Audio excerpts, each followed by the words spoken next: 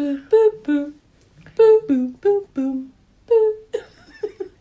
Hey guys, welcome to the £3.30 podcast. I'm your host, Asha. Oh, are we going to do this every single time? Is she ever going to get bored of it? Nah, I think... I'm Asha. Reem. Sana. How did I know? Thanks for listening. Thanks for showing love. Thanks for all of your interactions on Instagram, on YouTube and Spotify and all of those good things. Oh, we're proper loving it, honestly, guys. Like, keep it going, honestly. We so appreciate it. It's one of those things that really motivates us to keep on going. Like, definitely. The other day, Reem got a really sweet message. By the way, the person that handles the majority of Instagram stories and like DMs has got to be Reem. But there was one girl that just basically said that she really appreciates the podcast. It was bare them saying like every single day, like that's sweet, man. Has anyone really appreciating it? Has anyone recommended a topic for us to speak about? Yes, we have had a few recommendations. So one of them was on toxic friendships, which is interesting because we were going to do that. Anyway. We spoke about that the week before, I think, and we wanted to talk about that. So that's a really good one. Another one was about growing up in the West as a Muslim and like it, I guess, how to navigate it and any tips. And the other one was something about halal relationships, which for me personally, I don't know, I just feel like those are all really big topics. Yeah. And they've also been covered in it bare times. Yeah. But maybe people want to hear our perspective. Yeah. Go on then, B. What are you saying? So what we starting with first then? Toxic relationship. Personally, I think we should start with how to manage being a Muslim. No, Asha over here. No. I agree. Because my girl's just out from hospital. Free them and them. Hashtag free Asha. Free Asha and that. Come on. 2K19 and that. Well, how you feeling? Got there in the end. I'm sick. No, alhamdulillah, I'm really good, man. Do you know what it is? It was just a very hard... it wasn't even a hard week. I think it was just the weekend, basically, was just so difficult. I've never been in that much pain before, but alhamdulillah, like, it was one of those things where you really get time to sort of reflect and think about the way that you're leading your life, and like I never said alhamdulillah more than I have then, because it's so easy to sit there and sort of complain and feel really sorry for yourself and there's other people in the world that are going through worse than what you've even been through. So being able to have the strength to take yourself out of your immediate situation and just consider other people, I think takes a lot of strength. But also like having complete tawakkul Allah, like that's, being in the hospital taught me that. Like, it was nothing like what I went in for. It was it was nothing what I went in for. And alhamdulillah, like, I've got my health. Like, went in for. You know what I mean? Do you know what I mean? Like, went into prison. even sort of what I went in for, I got banged up for. But yes, it wasn't even that bad. And alhamdulillah, I got through it and I'm home now. It's one of those things that make you like appreciate the health that you took for granted. Like, you know, like this is obviously not anything like what you went through, but you know, when I get like a blocked nose, I'm like, God damn. I appreciate the ability to breathe without complications. It's just so mad. But you only think of these things like even with the things that I've been through in the past year as well. You really start to appreciate all the little tiny bits and bobs of being a functioning human being. Like just the ability to move your fingers, or the ability to breathe without complications, or the ability to like sleep without any complications. So alhamdulillah, man. Do you know what I was thinking the other day? I was thinking, like 2 weeks ago, I was planning how I'm gonna prepare for Ramadan. I was like, okay, during Ramadan, these are my goals, and this is what I want to do, and inshallah, like I'm gonna make sure that I fast as many days as I can, and the days that I can't fast, this is what I'm gonna do as backup. Yeah, should anything happen, like. I was like, I'm going to go, inshallah, pray at this mosque during my lunch breaks at work, and I sorted out all my shifts and everything, and I was like prepared, yeah? And then I get hit with this, you know them ones, like literally a week before Ramadan. And I'm just like, do you know what? Allah is the best of planners. Like, I can sit here all day and plan and present what I want to do. Yeah, man. And it will never go my way. I mean, it's only by the will of Allah. And like, even now, I've got a second operation in 2 weeks' time. I don't even know if I can fast this Ramadan. Like, the Ramadan. Do you know what I mean? So it's just like... Now I'm panicking because I've only got a week left to sort of prepare for myself for Ramadan, thinking, okay, how am I going to make up those days? What charity am I going to have to give to every single day of my life? Who am I going to feed tomorrow? Like, you know, the ones where it's just like, it's long. So you have to say alhamdulillah at all points. Yeah. And it also teaches you, this is my lesson of the health stuff is and I think Asha's sick of hearing this, but drink water. Well, yeah, water's a big thing, but also about taking things slow. Like your body's always, everyone's gonna think I'm so lazy every time I'm like, you just need to like do nothing, but like relax. Genuinely, it's your body telling. No, but it's your body telling you something. And I said this to her. I said you wouldn't have slowed down otherwise. Sometimes your body's just like, you know what, I've had enough. You've decided you can live off 3 hours sleep. I can't. Therefore, here you go. Yeah, that's I was so on a bit true. of a Like, Madders. She was on a Madders. Yeah, it always happens. Not when that there's not that things justifies going the pain. Yeah, exactly. Hopefully, safe. I missed that joke. Sorry. But Yeah, we can't hear you Sorry, properly. it's funny. I can't lie. That's why we're all like wheezing. I said yeah, exactly, but I didn't hear you. I assumed it made sense because it's you. Imagine I was just cussing you guys out. No, I just said that. I can't remember. exactly. What did I say? I said it always happens when there's mad things going on in your life, and you just need to pause, basically. Always. Yeah. And when you're at your busiest, so yes, it's lessons. This is you're right. It is a blessing. It's like Allah reminding you. Bodies are fragile. Not just that, but like Allah reminding you, like He loves you and like He wants you to turn back to Him. Because I never made that much dua in my life. Like I had my operation yesterday. It was minor operation, but going in, I was so shook and I was so nervous because I'd called my mum and I let her know, like, Mum, I'm going to theatre in a couple of hours, like, come through please before I go in. And she was running late, bless her, and I was going in and then they took me before she came. So I was going through those double doors, you know, them ones like legit, like how you see on TV, Yeah. with the nurse on either side and them looking at you like you just there like some any waistband. Yeah. So I was going through them double doors and they were like proper, like, you know, like putting stuff into me and like injecting me with stuff, blah blah blah. And I was just in that moment, I was like, if I don't have tawakkul Allah and have complete trust in Allah that this will go right, then this won't go right. Do you get it? Like something in my heart was just like, I make dua for myself. I said my 4 kuls. I said, you know, all these different duas, everything, yeah. And then I said, I leave it to God now. Like I was just like, if I don't leave it to God, then it's like this is the meaning of being a true Muslim. You know, do you know what I mean? It's like let live and let God. You know them ones where it's just like just leave it all in Allah's hand and He will handle it and have complete trust of that. I remember there was this one hadith where it was like Asha radiallahu anha, like she must have been fasting one time. And she was super poor. Like I think the Prophet at that time, sallallahu alaihi wasallam, had already passed away, and she must have been fasting. And she only had like a little bit of rice that she was gonna. I think it was a bit of rice that she was gonna feed to herself and her children that were at home. And then some woman came by and she was like, "I'm fasting too, blah blah blah." And she was like, "Have this." Do you get it? She gave it away and she goes, "What will you have?" She goes, "I will figure it out." Like, or like a little bit of bread. She goes, "Don't worry, Allah will help me. Allah will provide for me." Yeah. And 1 minute before it was time to break fast, she still hadn't had anything to eat. 1 minute before it was time to break fast, someone had brought over a goat and they were like, "We've bought you this as a gift to slaughter." And then they were like, "See how Allah provides for you. When you leave it up to Allah, He will always provide for you.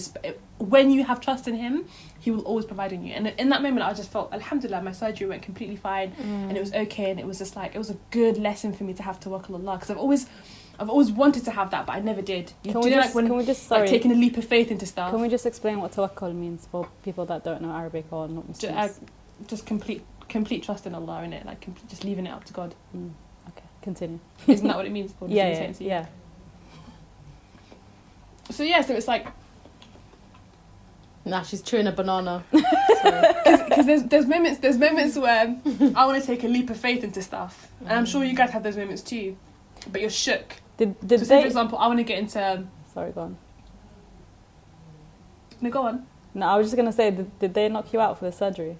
And if they did, what did you feel like when you woke back up? Do you know what? I thought I was gonna get a countdown. Yeah, I thought I was gonna get 10, 9. Nah, basically, when I had my operation, I got a countdown. I told her, I was like, I got a countdown. I was like, yeah, I want to see how. I was like, let me last longer. Because I knocked out at 9.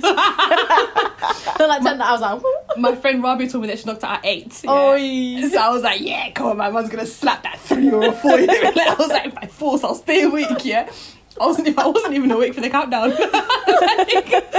It was mad because they injected me and she was like, it might make you feel a little bit nauseous, a bit dizzy, but and then she gave me the oxygen, and then like, because I was breathing in and out of it, so because I was breathing in and out of it, it was like a little gap, and it was like every time I breathe out there would be like a little bit of air daggering into my eye, daggering my eye, literally. Daggering your eye. So I was like, is it on properly? And she goes, what's that? And I was like, is this oxygen on properly? She just leaned over, she goes, what's that? And then I was like, let me just hold it. So I held onto it myself. And I'm just proper like breathing, blah, blah, blah. And then she was like, just looking around, you know, just looking at their faces, looking around on this side, looking at that side. And then she goes, you feeling all right? And I was like, yeah. And that was the last thing I remember. I think I just closed my eyes and that was it. So Sana said, what happened when you woke up? Yeah, were you baffled when you woke up? Do you want to share? I was there. You were there when she woke up? Okay, so firstly, it felt like I blinked. Yeah. I was, yeah. Some any husband. How cute. Do you know when eggs hatch and the first thing they see they call mama? That's how I felt when I saw Reem in the corner and she was backing up into a bush like, who? Do you know what it is? Because I went, I knew she was going in for the little situation, the operation, whatever. And then I was like, let me just go. And then I went around the corner and her mum and sister were there. And I was like, okay, cool. But then it was really awkward because they brought her back in and she looked my way first, like she missed everyone else. And I was like, oh shit. Like I tried to hide because I was like, this isn't the first face she should see. I'm just stood there like, oh, hello. That's so cute. You guys I'm surprised adorable. I didn't say mama. No, but then what happened? Then what happened? What do you mean? What? What happened? What? I feel like there's a joke that we need to be You tell her. told. Oh, yeah. Do you know what she did? Sana, you know the gift she sends? The little boy wearing a little t-shirt and then that one tear? Yeah. That was her. That was her. It was mad cute and I wanted to laugh but I thought it's not appropriate right now and my mum would have thought like who's this prick? So you thought let's wait for the boy podcast. That cried is cute. Yeah, I did. I said it to her later. I was like, when no one was around, I was like, basically, like that little gift. No, even that little boy is cute. I ugly cried. I didn't. I remember it specifically. I went. It's like in slow motion. I literally went. That's so cute. Why did you cry? Just out of no, for the interest? first bit it did. I was just hella emotional. I think general anaesthetic does that. I think you wake up and you're really confused and you're really emotional because it happened to me as well, but no one was around me. Aww. I was baffled. I was like, and then I woke up properly and I was like, what am I doing? And I was like, I'm hungry. Yeah, because you woke up in the middle of the night. No, but I initially woke up when I was in the recovery room. Oh, so all of that was an act? No, so I never cried when I was just the doctor that was there. I was asking him hella questions. How did it go? Was it all right? Well, you know what it did. Just bare questions. Can I just say the procedure was 10 minutes, by the way? Are you It was 20 serious? minutes. Yeah, it was. Wow. And we spent like 20 minutes talking about it. Mad. So sorry, Hope. So No, don't. Wallah. have that. So obviously, sorry guys, I'm sleeping. She's gonna come I had to soon. lie down for a little bit. I was asking him hella questions, and I think the reason why I cried in that moment was because before that, nobody was there, and then when I opened my eyes, it was like the people that genuinely care about me were there, and I just felt so emotional. It was Aww. like, I don't know, like seeing, like Reem was there with me on the first day that I was there, and she did so much to help, and then my mum was. I just got her some 45p wipes. She's bare easy to please. They slap differently. Well, like if you knew, mate. Even today, I've been using them to this day. Honestly, I fucking love them, mate. And I don't know. I just felt so emotional because I was like happy that I had that support. Like to see my sister and my mum there, like it just made me cry. Like I just never expected it. You know, them ones where I just thought I'd just go back to an empty room. Aww. Because I'd obviously left with an empty room, innit? Did you say, before I ask the next question, did you say you're having another surgery soon? Yeah, in 2 weeks, inshallah. Oh, okay, cool. So then in 2 weeks' time, we'll talk about something. Yeah. Talk about the NHS. No, but no. I want to really big up the NHS. Always. 100%. They are something so special. And it's such a shame because you can see where there's cutbacks, but they still... Yeah, it's so I obvious. don't know how the staff manage to keep their morale because it's like the amount of work that they're doing for the little... What's the word? I don't know. Praise, appreciation. Like, obviously... exactly. Recognition from people that are up there. It's like, are you taking the piss? These people are making... Like, you just see how good they are. They're there for, like, 8-12-hour shifts non-stop at people's beck and call. That's insane. Is that what it is? Yeah. Never said it out loud. Yeah. Sorry. And then it's like... These are the people that they're cutting things from, and it's like you look at things. I remember reading something recently which said that this, I don't remember what it was. It was an article about this guy who'd attempted suicide, and his medical bill came up to about $124,000 in America. And it's like, imagine that, like just the way that it is, the way that it's set up in other places, and how lucky we are to have it here is truly a blessing, and it should be protected 100% by all means. I've really never loved the NHS more than when I moved out here to Qatar. Oh my god, Yeah. Tell us about that, Sana. Honestly, like that you've noticed. half of my salary for this year has probably gone on seeing doctors It's and clinics ridiculous. and medicine and stuff like that. And you know what? The good thing 10 is grand for blood tests. Sorry? I said 10 grand for blood tests. Literally, it's actually mad. But Like the good thing in Qatar, Qatar is that they do have some sort of like NHS type system, and it's called Hamad. And so basically, if I remember correctly, if you're a resident of Qatar, you don't have to be Qatari, but if you're a resident of Qatar, then you can go to these basically hospitals, Hamad hospitals or clinics, and they treat you, but for a very, very... Can I just say... Yeah, but I'm not sure if it's the free NHS or is called Hamad. Or you need to have like a Hamad card or something. Why are you laughing? Because the NHS is called Hamad. Oh, yeah, it's named after the father. That is jokes. Sorry. Fam, this is how they dish it in Arab. But how many people can get residency? Sorry? How many people that live in Qatar actually have residency? Oh, everyone that lives in Qatar has residency. You can't be here without it. Oh, so everybody can access that then? Yeah, everyone can access it. It's just like because it's not there isn't as many clinics. It's just like, I think it's just like one hospital with a few other clinics on the side or something. Oh, I've never used it, wow. but I know that it's like the waiting time is extortionate, and so that's why I just basically have to go to see some private ones for now. But yeah, honestly, every single time I've been to the clinic, I've just been sending du'as and blessings upon the NHS, genuinely. Oh, bless you. They need it, and the Conservatives need to get out. Every single podcast I'll cross as Conservatives. Sing the Tories. No, do you know what?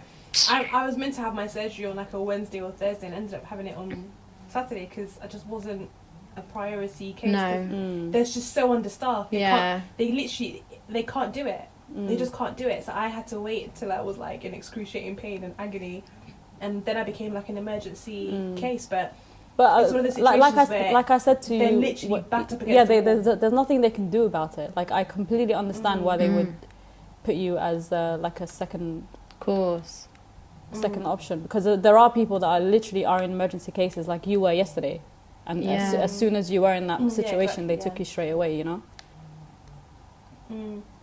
Bruv, I was on morphine. That was my first time on morphine.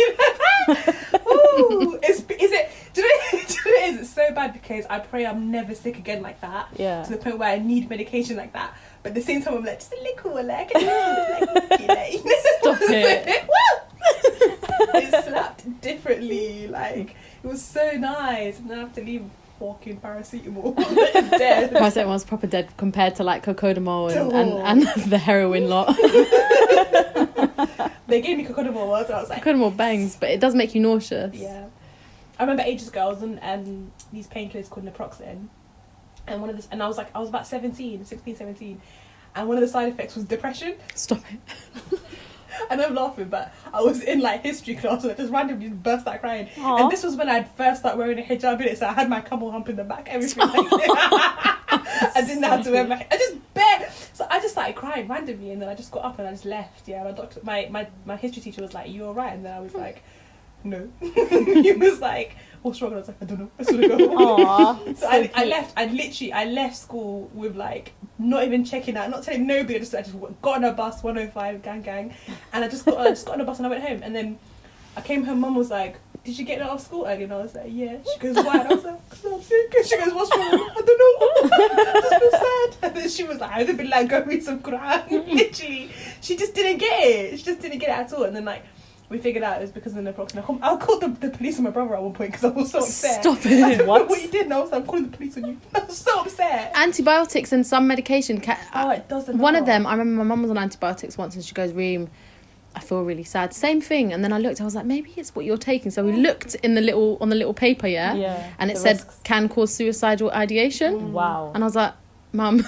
And she was like, oh. She was like, that explains it. It's deep. But alhamdulillah, like that's something that in those situations when it's caused by medication, you know the cause and you know how to deal with it and stuff. So alhamdulillah, and you're here now. And it wasn't us forcing her to do this, by the way, before we're looking like some baddies. They told her they'll kick me off and they'll make it £2.20 if I don't do this podcast today. So, them ones, I've low-key got a gun to my head. So. No, we said allow it and she was like, no, I'm not. Consistency. I think it's all the bullying that she's received from like lack of consistency with her YouTube and stuff. So she's like, nope. Yeah. This one's gonna happen. Consistency PTSD. Consistency PTSD. Do you know what it is? Yeah. I said PhD. No, do you know what it is? The thing is, I hate feeling like even though I know for a fact I wouldn't have let you guys down, but it's just that feeling of like we're only 3 weeks, we're only like 4 weeks into it. Like, are you gonna cuss her or shall I? Like, can you get involved, please? Like, can you smack her up? Just come here for that reason. Let us down. Sana's not saying anything because she knows the truth. No? Are you mad? No. We were begging you literally not to do this today. Remember to drink water. 2 to 3 litres of water a day, please. Do you know what's funny, yeah? You know when you break your leg, your mum says, you don't drink enough water. Or like you fail your exams, you don't drink enough water. Like, them ones. I cracked up laughing when the doctor was like, yeah, some of the causes is not drinking enough water. I looked at my mum and she was like, the ones, she was just like, I told you. Like, she even said to me, she doesn't drink any water. I've never seen her. Just telling everyone I don't drink enough water. But it's fine, now you can, innit? Yeah. No, but guys, listen. Yeah, what time is it? Yesterday I was thinking about how amazing medicines are. This might be really stupid. This question might be really stupid. But how does medicine know what area of the body to target? It's what's inside of it. It's what it's made up of. But how does whatever that is made up of, how does that know to go to your headache or to go to your lower back pain or whatever? How does that happen? Do you know what, Sana? Do you know what's on it? It's very, very simple, right? So what's happened is that there's a journalist in Doha, yeah? So she's come to ask another journalist in London and a youth worker in London as well, yeah? About medicine questions, yeah? So... No, but have you never thought of it? Long story short is... Isn't it insane? Medicine is mad. I think how it works is... She's giving it a go, guys. Let's see how she gets on. Try. Basically, if any of you lot know the answer to this question, then please send let us a know DM. any medicine students. Let us know. We won't Google it. We'll wait for one of you lot to respond about how medicine knows where to go. Where to go. I can just imagine being in the GP and then and Reem is my GP. She's like, hi, I'm Dr. Ali. I'm here to help people. I think I'd be a really good doctor. Yeah, you would, and then I'd be like, say, you Doctor, would be. You'd be amazing. Well, basically, it just knows. Doctor, how does the medicine know where to go? It just knows, Hayati. Just don't ask me stupid questions. Just be sick and happy, okay? Get better and happy. Anyway, so I think we always ask people to tell us what subjects to talk about. They give us some and then we just completely ignore it. Yeah, sorry guys. I think... What are the telltale signs? No, I think an easy thing is to think it happens only when you're young, but actually, I can disagree with that. You know what? Oh wait, with Shambak or me? With Shambak. You think that it's only with age? I don't think it's only with age. No, I'm saying it's good to spot when you're at a young age. I'm saying I think it affects people of all age, and it's not just a young thing. Yeah, 100%. So I don't know, it depends, and I think toxic is a very easily used word, and I don't know if I like it, because sometimes people are not compatible and it feels toxic, and it might just be a matter of fact, it's like, this doesn't work for me anymore, as opposed to toxic, you are, I don't know, impacting my mental health to the biggest degree. It could just be something like, you just don't feel like you're as respected, or you don't feel like people would do as much for you as you would for them, or whatever. It doesn't feel as mutual. So I think toxic is like a bit So what are the circumstances that would make that people sort of label a friendship as toxic when actually it really is, and it's just you guys are not compatible? What examples could you give? I think, because what you just said now in terms of you're putting in too much into the friendship, and it's just a very one side. I don't think that's a toxic friendship. That's just, you just need to learn how to not give too much and create boundaries and not have expectations. That's not toxic. Yeah. Is that what you just said? Yeah. Oh, my bad. So what is toxic then? I think, like, she was basically, Reem just said, if it's affecting your mental health, and like, but I also think it's like manipulation. Exactly. It's threatening themselves. It's also or whatever. you losing any sort of self-worth, or Yeah. like forgetting your value as a Yeah. human being, and like putting yourself second constantly, and like not having any agency over any aspect of your life, and sort of feeling like you're trapped. I think that's a toxic relationship, whether that's in a friendship or that's in a romantic sense or in a family sense. Like, there are so many things that can be toxic. Like, for example, like there's some people that go through some family shit, right? So you could feel like you have to be the breadwinner of your family, but just because you're the oldest. Yeah. And that could sort of hinder you in what you want to do. So for example, if you wanted to maybe move out and move out maybe like closer to London and get a job in London, blah blah blah, but you can't do that. You've got to stay sort of near your family and just work in a very sort of low paying job, and like not really reach your potential essentially, because you have responsibilities at home and limiting yourself. In so many ways, I feel like that could be a toxic relationship, because it's like your family is sort of stopping you from doing what you want to do, and eventually you will sort of start to resent them, and like they're not letting you flourish, but you are just like a product of your environment and circumstances, which I totally get. But there are some certain like situations where like the parent or like the children, whatever it is, like you can just feel like there's so much pressure on you as a young person to have to provide for your family more than what there should be. Do you get it? Like I know that there's some people that say, I've got so much pressure from my family when I don't need to have that pressure, when they could get help from anywhere else, and they could probably just get off their asses and maybe get a job, but they're relying so much on me to provide for the family that I can't now clip my wings and do what I need to do to be able to get the good paying jobs so that I can help you in the long run, sort of thing. That is I think that in many ways is so crippling, and there are so many people from like ethnic minorities that face that because of culture sort of dictates that a girl in particular should be at home and should only leave when she gets married, or like you're now the man of the house if your dad's not about. Like, do you know what I mean? Like, there's so many. From the age of 3.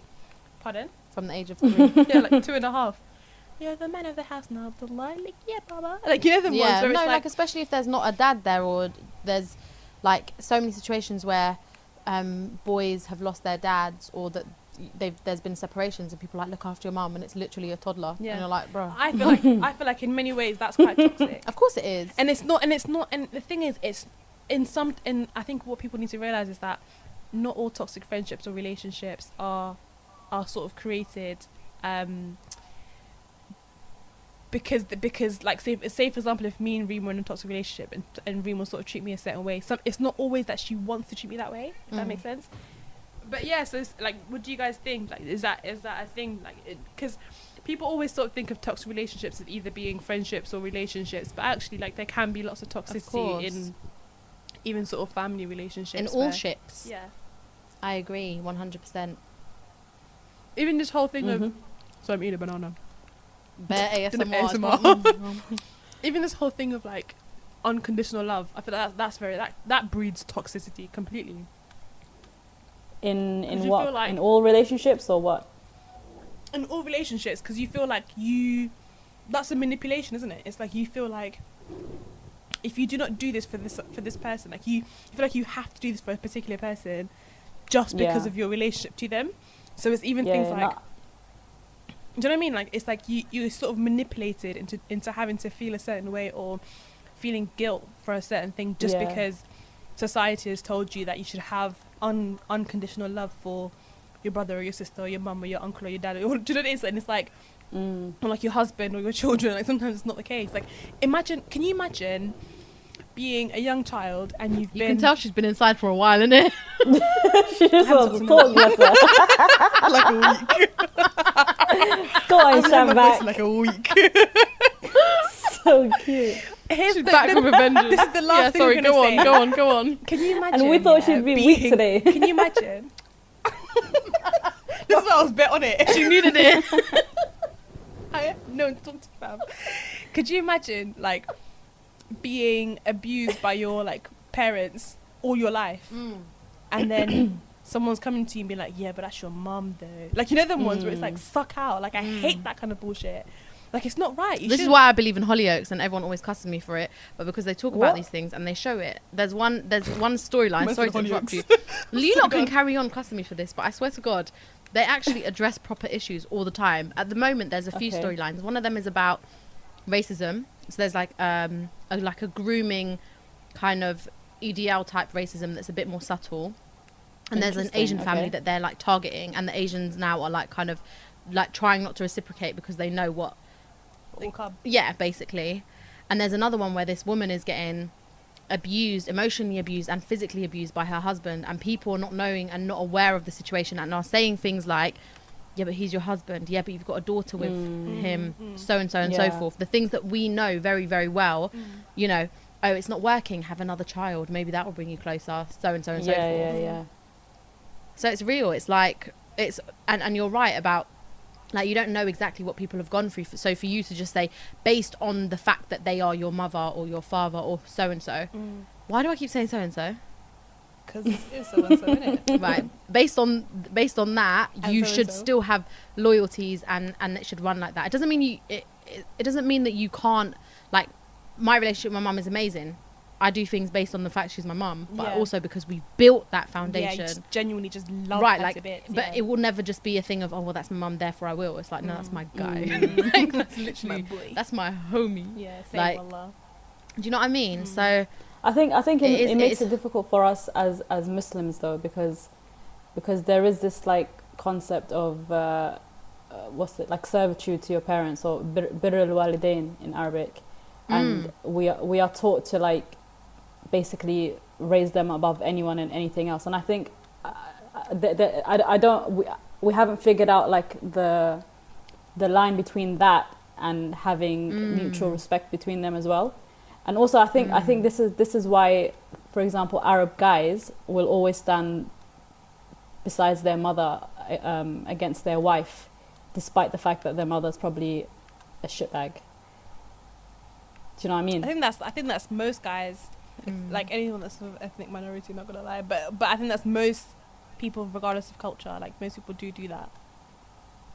It might happen more so in like within like the Middle East and like African countries and Asian countries. But like, if you're I think it happens mostly in ethnic minorities more so, but it's kind of a universal thing, I believe.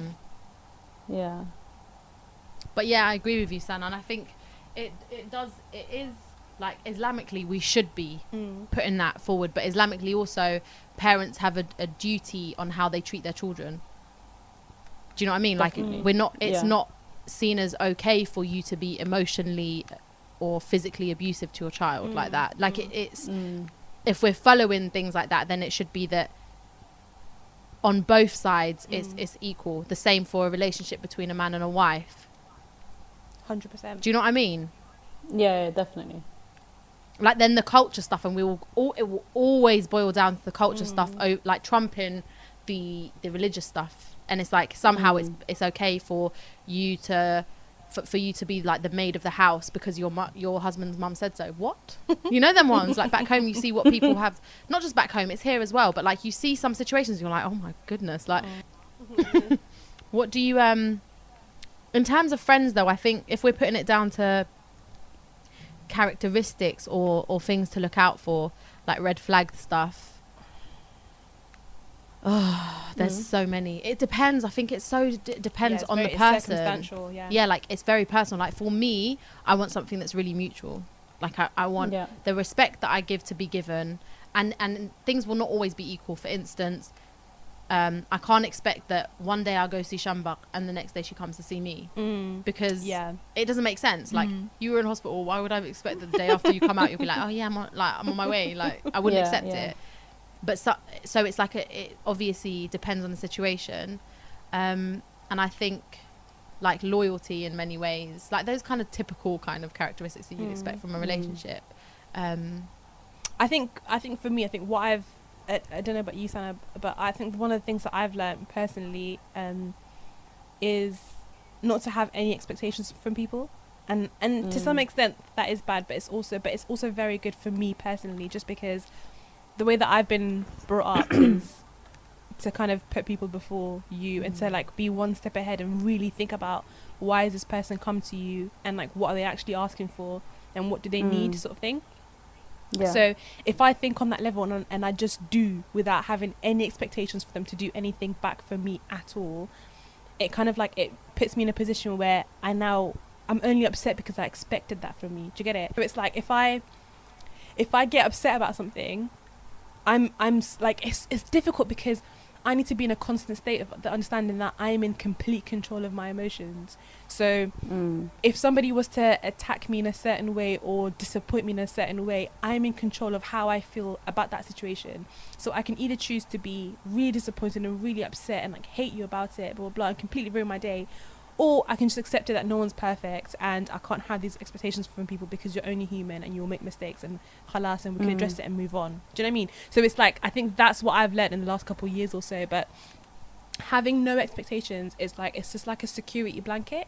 And it kind of is, for me, it's how I protect myself. So small things that I expect certain people to do for me. And it's like, and they don't pull through, and it's like, well, shouldn't have expected that from that person. Do you know what I mean? So it's like, so eventually it comes to a point where I see what you're saying. I see what you're saying, but I'm a firm believer of expectations have to be I agree with you there. And I think this whole no expectations thing is like very honorable and stuff, but it's when you try to be practical about it, it's not very doable, because we're, like you said, we're all humans and we all make mistakes, but we all have requirements and we all have like needs and necessities and standards for all our relationships. So for me or anyone else to say, you know, I don't have any expectations or I shouldn't have any expectations, and then as soon as someone doesn't meet up with your expectations that you don't have but you really do, you're going to be very upset about it. I also think it's good to have expectations because it gives your relationship boundaries. Expectations, for me anyway, are very important in relationships or friendships or whatever it is, because it allows you to like set boundaries, and it makes it clear to the other person what those boundaries are and what your standards are.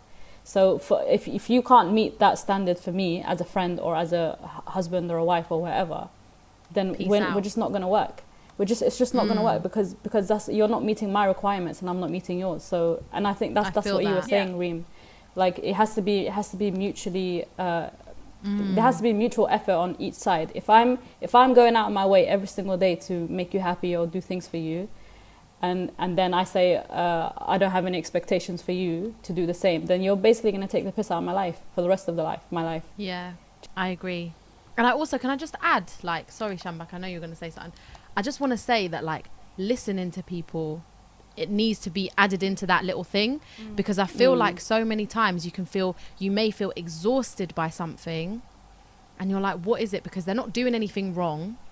They're not saying anything bad, or not. They will give you gifts and on your birthday, and you give them gifts on their birthday. You know what I mean? Like everything feels fine, but you just notice that you're doing a lot more of the listening. And in some degrees, I think that's obviously, like I said, circumstances. Someone might be going through a really big thing in their life and need that listening. But it's like, if you get through that 9-10 months of your life and I've listened to you that whole time, I'm not expecting it to be like, now you need to listen to me for 10 months. But I expect that if there is something that is going, that is hard for me, you step up.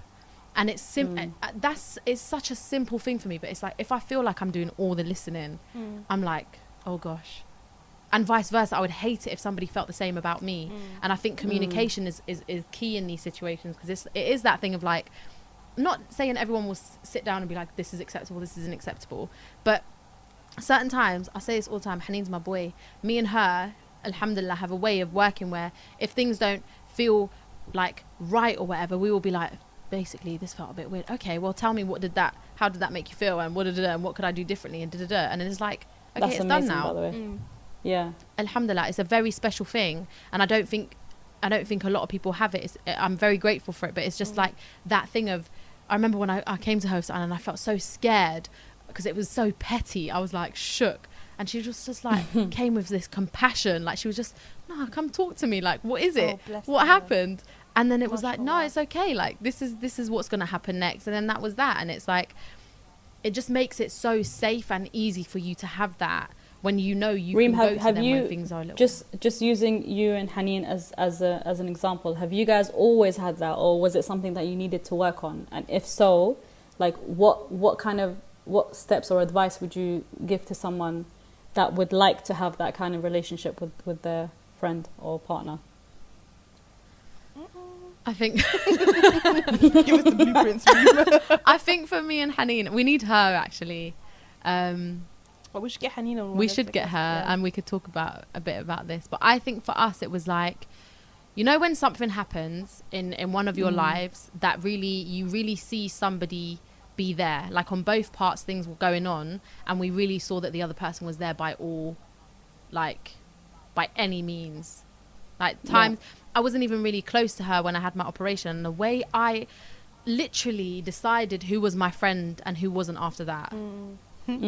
Like, I really was like, this is the turning point. And she came to my house with Znudissit, her and Ala, and they came to my house with these sweets I shouldn't have really been having because whatever. But I was like, that is so kind. Like, it wasn't like a massive gesture, but it was just so nice that they were there, and they did a lot more than other people did, and she went above and beyond all the time in many situations. And then it was, and I know she can say the same about me in certain situations for her, and I think that just it showed us that we had very mutual values in friendships. I think that was the thing with me and Haneen, that it was built on a foundation where we had a mutual idea of what a good friendship looks like and what we want our friendship to look like. And then over time, it was like, I have this thing where I can very, very easily cut people off if things don't happen. It's a bad trait of mine, but if things don't go, if I feel like someone's taking the piss or that I'm doing too much or whatever, I'll just back off and I won't say anything. I just don't feel like they'll listen. Whereas with her, it's like, she never did anything like that to me, but I just thought, I'm not losing this one. And she felt the same. So we're like, we're going to have to talk about it. It's like family, like not all families, but like if I have kids and they do something to upset me, or I do something to upset them, I want us to have that kind of relationship. And I think with us, it just looked like that. And it's, like I said, it's a blessing and it's very rare. But the foundation was that we both wanted a friendship that cut out all the crap, that was like, we're in this together. Do you know what I mean? Yeah, that's so sweet. Wallah, that's actually very sweet. My only thing that I would say is, I'm so scared of having a friendship like that. Because what happens when shit breaks down? Babes, I've been there. And like, do you know what I mean? It's like like when someone feels like your right arm. Yeah. And you're just so connected to that person. I feel like I can't have that anymore. I just can't do that because it's so heartbreaking. I feel like friendship heartbreak is probably worse than relationship heartbreak. It is the worst thing ever. It's the worst thing ever. Nothing is worse than friendship heartbreak. Well, no, there's a lot of bad things. But I'm just saying, like, in comparison to different relationships breaking down, when you're besties with someone and you just see that deteriorate, and it's horrific. It's hard work, and it's like, once something that was so safe and so good for you once has become something that's so difficult, is like, what? But I had a really long friendship with somebody for ages that I knew from time. And then and you know what? It didn't work out. But here I am. Open your heart up. No, I hear that, but it's just, I just feel like, this is why I was saying about not having any expectations, and it's just because it's so easy to place expectations. Don't get me wrong, when I say don't have any expectations from people, that's not saying be treated because you ain't found your Haneen yet. No, I'm not saying be treated like a mug on a regular basis. Yeah, let people walk all over you and you just be you. I'm saying don't let that situation make you step outside of your character and who you are and how you've been raised, and like your identity as a person, as a Muslim, as whatever it is. What I'm saying is, if someone wrongs you, don't give them an opportunity to wrong you again. That's all I'm saying. Yeah? I hear you. So it's like, if you do me wrong, I will never have that expectations from you. So, and usually, a lot of my friends say this as well. Like, when they start to see that I'm trying to distance myself from one person, they say it's the most painful thing ever because I'm so open and I'm so sweet to everyone, and like I have that relationship with most people. So when I don't have that relationship with you, it's very painful to watch. But that's just me protecting my heart. And it's like, if you can't provide for me the things that I feel like a normal and healthy friendship should have, at the bare minimum, I'm not going to entertain your bullshit. I hear that. Or that situation. Therefore, I don't expect shit from you anymore. Do you get it? And I think that's what hurts people more than anything, when it's like, you don't expect me to be a good friend. And it's like, well, you showed me in it. Like, you know, the ones where it's like, you should. I'm not the kind of person that's on like first impressions, other like the best impressions. I'm just on show me your character and I'll tell you who you are. Like that's it's just like, show me, like I'll give you a space to be a good friend to me. And if you felt but that's basically what Sana was saying. Yeah, and that's what I was saying too. So I don't know everyone should have to mind it for. Everyday attack. No, stop it. Podcast. No, as in you both agree. It's not about the expectations. It's about setting things up and being like, but it is about expectations. Do you suit that or not? It is about expectations. Yeah. No, because you have expectations of me. No. Yes, you do. Yeah, I do. Yeah, you Of do. course Don't you lie. do. And of me as well. Exactly. It's literally only, I can count them on my hand. What if I didn't come to the hospital? You wouldn't have been vexed, no? You wouldn't have written me off. What if Sana didn't message you? Listen, small you wouldn't tears, have B. Right. Small Okay, tears. you do have expectations. And you Exactly. know me, That's what I'm saying to you. It's so an quick to honourable cut thing people to out my say, life. but it's not practical. No, I'm saying there's certains in it. There's certains that I'll have expectations for. But even then, not really. Like if Reem What do you mean not just really, messaged fam? me and You called would be very upset if I didn't message you over the past week saying, "Are you okay?" Definitely. Or if Reem didn't show up. No. But you did. Do you get it? But you did. Do you get it? So it's like Exactly. But if I did, because that's my character and that's the values that I have in friendships. But if I didn't do that, you would be upset by it. I wouldn't be upset by it because I'm in control of my emotions. I wouldn't. Why are you lying for? Where You're I'm actually upset lying. because someone You're didn't actually find out lying. if I'm okay. And I wouldn't. Wallah, I wouldn't. Wallah. Honestly, I've said wallah. Like I wouldn't be upset. I'd be like, I'd feel some type of way about it, but I wouldn't say I'd feel upset about it. I'll just be like, okay, Yeah, calm. Yeah, Like, that's that type of way that you're feeling or- about it is what I'm or like saying. if Reem if hadn't you come to the had hospital, if if Reem hadn't come to the hospital, but she messaged me bare. No. Both of you lot are speaking over each other. If Reem hadn't come to the hospital, but she was messaging me bare every single day, and she was like, "Oh, I really wish I could be there for you, and I could see blah blah blah." Calm. Do you know what I mean? Like I would have felt so fine with that. I'd have been so okay with that, and I wouldn't have been upset about it, and I wouldn't have thought anything about it. The fact that she went above and beyond and came to the hospital, that was even beyond my expectations. Do you get it? So she blew out the window, fam, and you too, like, you're messaging me every single day, and like, But not even okay, in the but group what chat, I'm fam. saying, You know, what I'm asking you, hold on. In the group chat, that's when they really care. What I'm asking you is, if let's just say, let's use Reem in this. If Reem didn't message you to ask if you're okay all week or to see if you wanted anything, would you be upset by that? Yeah, because she's not meeting the basic. There you go, expectation. That's an expectation. End of story. That's not expectation. It Like, she's is. not What do you meeting mean it's the not? basic requirements of a friendship, no? Like that's what any friend would do. Otherwise, she's just an associate. Otherwise, she's someone that I know through Sana. Do you get it? Oh. But she's not. Reem, am I going mad or is she just If saying she didn't do expectations? that, I'd be like, okay, now Reem is showing me boundaries, and she's showing me, oh, do you know what? I'm just your mate through Sana. I'd be like, okay, calm then. I can't hear anything you're saying, but cool. I can't hear you. Say that again. Hello? Hello? Sorry about that. So what did you say? I said I couldn't hear what you just said last, but okay. I said if Reem hadn't even messaged me, then she would have been showing me, yeah, we're cool and that, but I know you through Sana, so let me not overstep my boundaries. Like that's literally how I would have been like, okay, calm, now I know. It wouldn't have been that simple just saying. Exactly, 100%. Small tears. It wouldn't have been, but that's cool. She can carry on in it. No, but even like I opened my eyes and you're the first person that I saw. No, and, allow like, me. I'm do you know trying the to hide.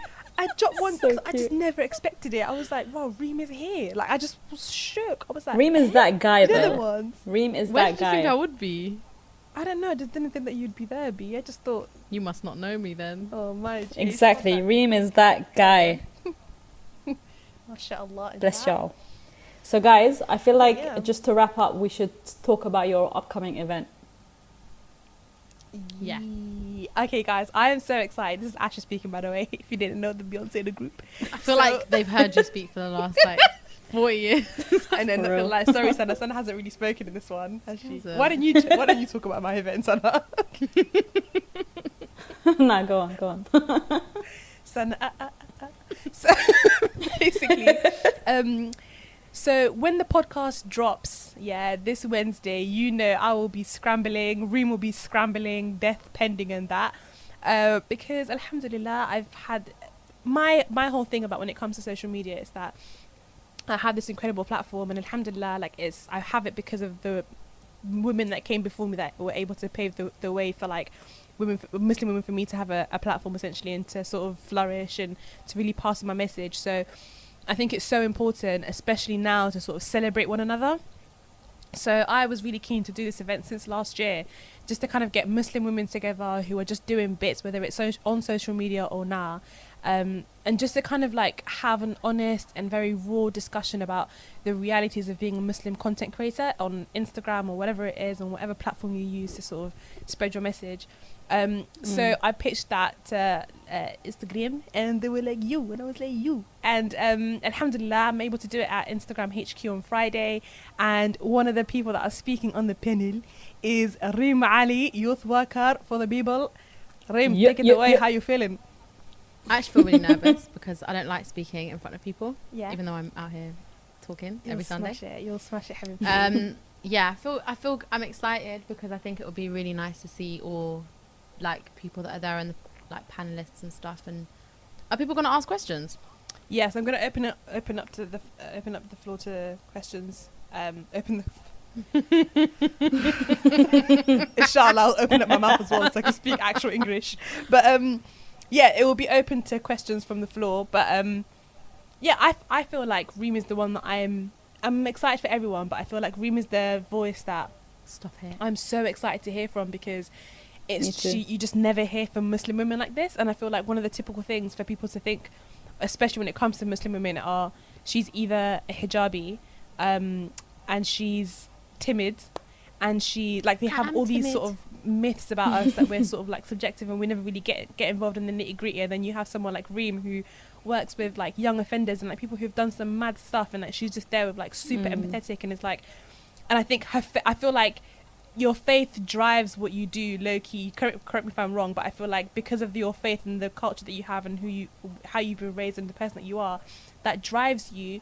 But it in your job it kind of comes second, where it's like, yeah, I also happen to be Muslim. I'm not a Muslim youth worker, but I happen to be Muslim.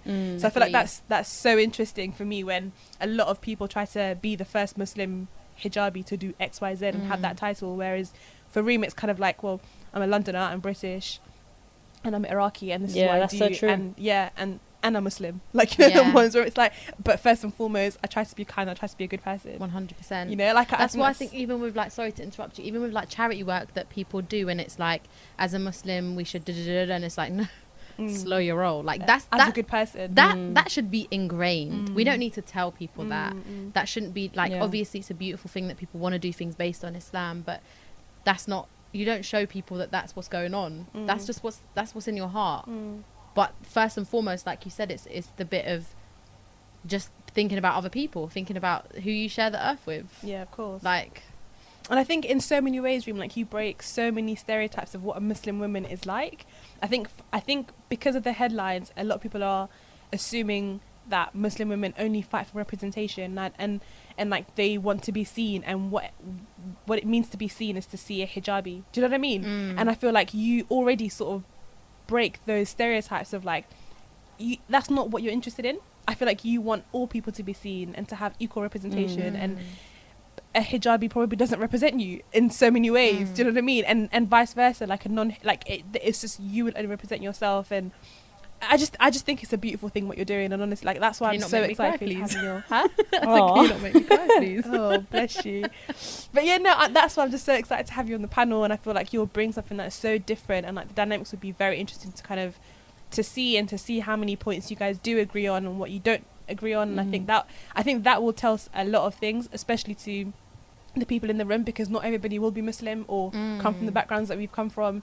There will be like people from like press, I forgot to tell you, but there will be press, and there will be like people like people who like do shit and like partnerships and that kind of stuff. So it's like for them to really understand what the average Muslim woman is like, and even that event won't do it. Do you know what I mean? But it's kind of like open your eyes and don't just think of, yeah, I'll slap on a hijabi on my campaign and call it a day and that's representation done. Do you know what I mean? It's like, actually there's people that aren't on social media, and how can we help them feel more comfortable on social media? But also, why don't companies do things outside of social media and have some sort of social responsibility and work with people like Reem? So we're to get there. Like a lot of people, sorry, I'm going to go on a mad one, but I've got so many things I'm really pissed off about. Oh, for fuck's sake. Oh, yeah. Oh, my God, it's 8:22. Anyways, come to the talk and you'll find out what else I wanted to say. But yeah, alhamdulillah. Thank you guys for listening. Rami Mubarak, innit? If we don't get a chance to say it to you beforehand. No, we will. I'm going to be in Iraq. We will. What do you mean, fam? I'm going to be in Baghdad to see my nana. So I will I will be recording from there, and I'm going to try and get somebody out there to come and to talk. If you have any recommendations, like, please let us know. Yeah, anybody based in Baghdad. I have an idea of a girl who's doing bits. I really like what she's setting up there. So hopefully I can get her on. If I can't, then it is what it is. You're just going to have to hear my voice again. But yeah, so we will be recording again on Sunday, inshallah. But yeah, Ramadan Mubarak. Assalamu alaikum. Don't forget, guys. See you guys soon. On there. Sana, do you want to sign off and tell people where they can find us? So I'm not talking too much. You can find us on Instagram, on Spotify, on podcast, Apple Podcast, iTunes. You can find us on YouTube. You cannot find us on SoundCloud. And we shall see you again next Wednesday. What's your Instagram? What's our Instagram? £3.30. Joke. Yeah, £3.30. And yours? Sanasino with 2 eyes. You can find me on Asha every day with everyday. Sorry. And you can find me on the story of £3.30. That is if you want to get in contact with Reem, that is seriously the best way. But also, if you guys want to send us some emails as well, and like if you have any sort of dilemmas or scenarios that you want us to sort of address privately and anonymously, you can just drop us an email on £3.30@gmail.co.uk. Sorry. No, it's info at £3.30.com. Okay. We're a bit more official. official. We don't.